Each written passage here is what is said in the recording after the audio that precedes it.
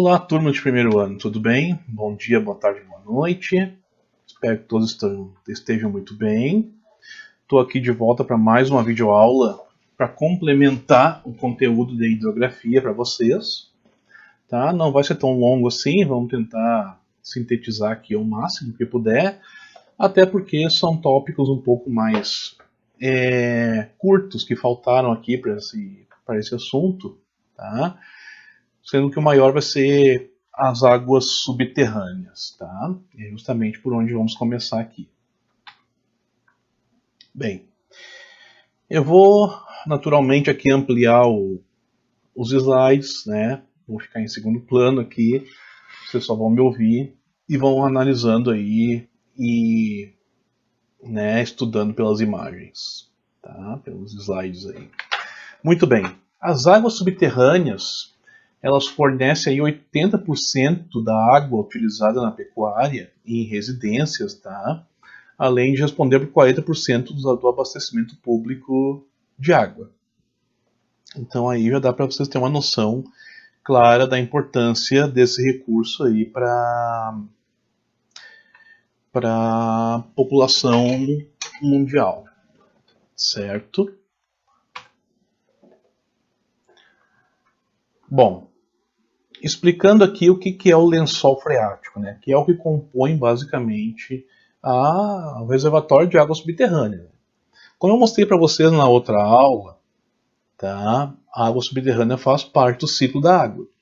Né? Ela é abastecida por quê? Pelas águas das chuvas, né? Que vai infiltrando no solo até chegar ali na zona de saturação, lençol freático, tá? Que é o que abastece, vai, né, permeando ali pelos poros do solo até chegar nesses reservatórios aí. Lembre, pessoal, que é um processo muito lento, demorado, tá? Ele não é rápido, enfim, demora muito. Tá? Leva anos, às vezes, para as águas chegarem até esses reservatórios aí, certo? Não é uma coisa que é do dia para a noite. Aqui temos um outro esquema mostrando aí essas zonas de saturação e como a água subterrânea se movimenta. Elas se movem para baixo através da zona de aeração em direção às zonas de saturação. Tá? Em seguida, ela se move ao longo da encosta do lençol freático e o restante se move através de saturação, das zonas de saturação, de áreas de alta pressão.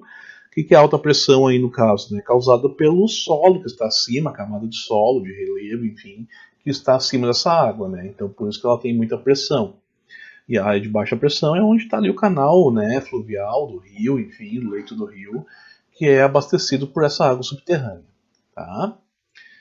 E o esquema ainda mostra ali uma coisa chamada aquicludes, né, localizados, que são as porções aí rochosas impermeáveis, né, que tem dentro do solo e que acabam por vezes por formar às vezes um lençol freático localizado ali, né, menor, ou porque a água não passa por ali, né, é impermeável, a água não permeia por aquela rocha, então fica ali um lençolzinho freático, né, isolado dentro do solo ali.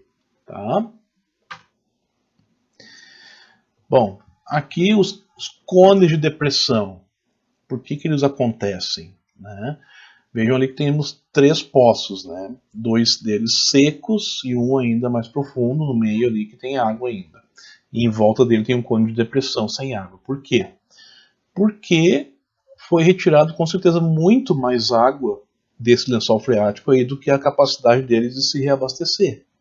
E aí acaba gerando ali um cone de depressão. Tá? Esvaziou ali. Porque se tirou muito mais água desses 2 poços do que a capacidade que ele tem de reabastecer com a água da chuva, que vai demorar para poder infiltrar aí no solo. Tá? Então tem que ter um cuidado enorme com a água subterrânea por isso, porque senão fica sem muito rápido. Não pode haver uma superexploração, porque são águas que demoram a se repor, né, a serem repostas. Bem, aqui a gente tem uma caverna em calcário, né, com certeza escavada por água subterrânea. Tá? Então a gente tem essas estruturas aí rochosas, né, de calcário, estalagmite, estalactite, cortina de cotejamento. O que forma isso daí? Né? A água vai infiltrando ali, cada gotícula leva um pouquinho de calcário, vai solidificando, né? E vira aí essas estruturas, né? E vejam que ali no meio tem uma coluna, que é literalmente a junção da estalactite com a estalagmite, tá? Forma então literalmente uma coluna, que é o que leva muito mais tempo para acontecer, né? Então, mais aí uma ação de água subterrânea bem considerável. Bem, para encerrar a parte de água subterrânea, pessoal, eu coloquei aqui os dois grandes aquíferos, né, dois grandes reservatórios de água subterrânea que temos no Brasil. Tá? Temos o Guarani, vejam ali o tamanho da extensão dele, que ultrapassa as fronteiras do Brasil. Tá? E lá mais ao norte temos o aquífero Alter do Chão, como eles chamam. Tá? Qual é que é a diferença básica de um para o outro? Tá? O Guarani, ele é um aquífero confinado em rocha de arenito. Tá? Quer dizer que é um aquífero que tem uma camada de rocha arenítica, né, sobre ele, e essa água está confinada dentro dessa rocha. É uma rocha bem porosa, né, como nós já vimos, enfim. Então acaba essa rocha agindo às vezes como um filtro. Né, ela impede às vezes que substâncias que contaminem essa água ultrapassem, né, ela filtra. Tá? Então é uma água que talvez seja um pouco mais protegida de contaminações por esse aspecto aí, né, de ser um aquífero confinado. Porque água subterrânea contaminada, pessoal, depois que contamina, não tem mais como descontaminar, não existe forma de fazer isso. Né? Por isso que é muito complicado, tem que cuidar muito de água subterrânea. E tem cidades por aí pelo mundo que tiram água com excesso, tiram muita água, acaba acontecendo a subsidência. O que é isso? Literalmente o terreno vai afundando, porque vai ficar aquele espaço vazio ali, oco dentro do relevo, né? E vai afundando literalmente a cidade. Tem vários registros disso pelo mundo aí. A cidade do México é a maior deles, né? Onde a cidade literalmente vai afundando aos poucos, ela vai entrando em subsidência por causa disso, né? Tira muita água, fica uma parte oca lá, o que tiver de peso acima vai vir abaixo, tá? Mas é lento o processo, né? Ele não é tão rápido assim, a não ser quando é calcário sólido, aí sim, aí desmorona mesmo, tá? E já o aquífero Alter do Chão, ele tem mais água do que o Guarani, ele é menor em extensão, mas tem mais água, tá? Só que ele é muito mais arenoso, ele não é confinado na rocha. Ele é muito mais suscetível a ser contaminado, né, com qualquer substância química que infiltra aí nessa água, tá, do que o Guarani, porque ele não tem não é confinado na rocha como é o Guarani, tá? Mas o Alter do Chão tem mais água do que o Guarani. Tá? O Guarani é maior em extensão, né, muito maior, só que tem menos volume de água do que o Alter do Chão, tá? Esses são os dois grandes aquíferos que tem no Brasil. E sobre água subterrânea, basicamente é isso aí. Bom, vamos falar um pouco de geleira. A gente já falou bastante de geleira lá no intemperismo, os tipos de erosão, né, como é que é a dinâmica de uma geleira, enfim.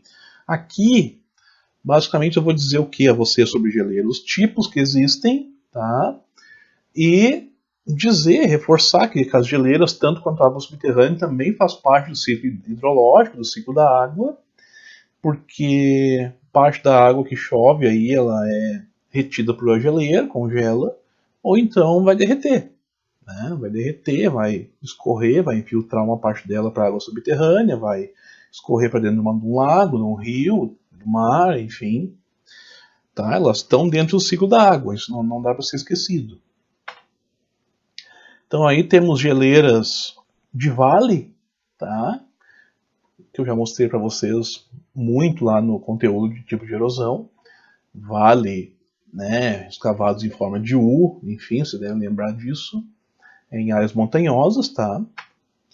E depois temos as geleiras continentais, que é as geleiras que estão aí em grande parte do Ártico, da Antártica, né? Que ocupam áreas vastas, extensas aí, são mantos de gelo, como são chamados, né? São geleiras que estão sobre o continente, tá? São esses dois tipos de geleira, basicamente, aí que existem na classificação. Prosseguindo, vamos falar um pouco de oceanos, tá? Que é o último tópico aqui.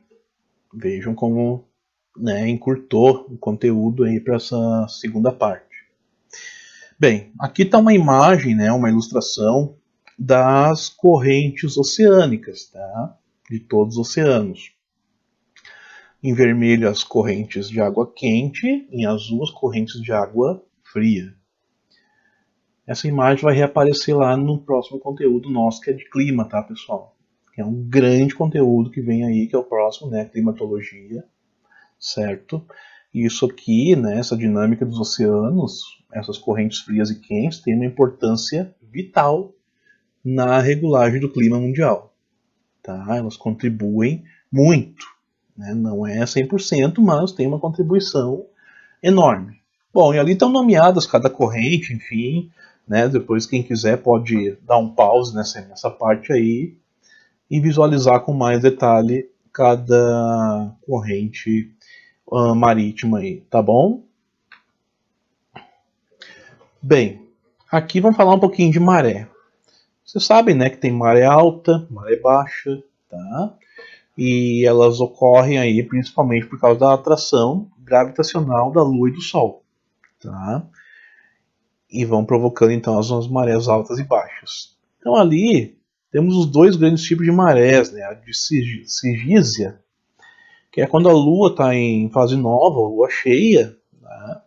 Ou a maré de quadratura, que é quando a Lua está em minguante, parte minguante, enfim, tá? Que daí a maré solar é maior do que a intensidade em relação à da Lua, tá? Você sabendo que se a gente for fazer uma aula só sobre maré, dá uma videoaula completa só sobre maré. Essa aqui é a realidade. Não é essa a intenção aqui, tornar ninguém especialista em maré aqui. Eu quero que vocês tenham a noção geral de que elas existem, o motivo pelo qual elas existem, né? E de acordo com a fase da Lua, pode ser de sigísia ou de quadratura. Tá? Só vocês manjando isso, tá de boa. E lembre que tem maré astronômica e maré meteorológica, tá? A astronômica é essa daí. A nossa maré astronômica aqui no estado do Rio Grande do Sul, ela é bem pequena, tá? São marés bem baixas que temos aqui. 35, 40 centímetros no máximo de diferença. As maiores marés no Brasil vão estar lá no Maranhão, no Amapá, onde elas chegam aí até 9 metros de diferença. Tá? E aí, claro, tem os motivos para isso, mas não é o foco aqui do momento. Tá?